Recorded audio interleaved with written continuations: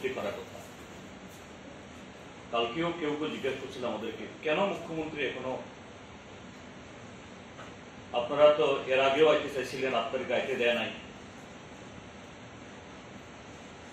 কিন্তু এখনো কেন আমাদের রাজ্যের মাননীয় মুখ্যমন্ত্রী আমাদের এখানে আসতেছেন না?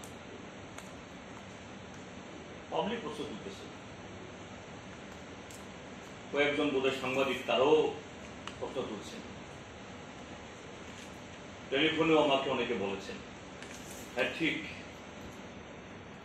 এটা পাবলিকের মধ্যে এই উপলব্ধি হয়েছে, কিন্তু এটা দুর্ভাগ্যের ত্রিপুরার যে মাননীয় মুখ্যমন্ত্রী, যিনি প্রশাসন এবং সবকিছুরই তিনি এখন সর্বেসর্বা,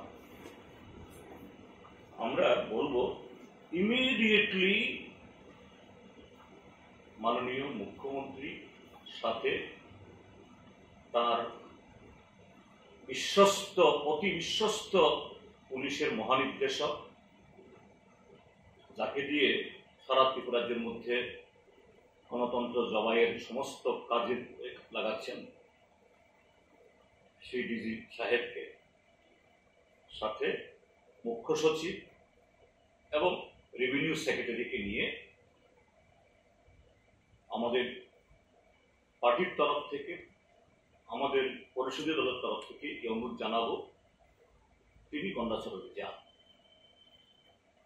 তিনি আগরতলাতে বসে হর ঘর তিরঙ্গার প্রস্তুতি নেন। আরে এখানে তো 165 পরিবারের ঘরেই নাই, আর আপনি এখানে বসে হর ঘর তিরঙ্গার আওয়াজ তুলছেন। আপনার তো লজ্জা থাকা উচিত,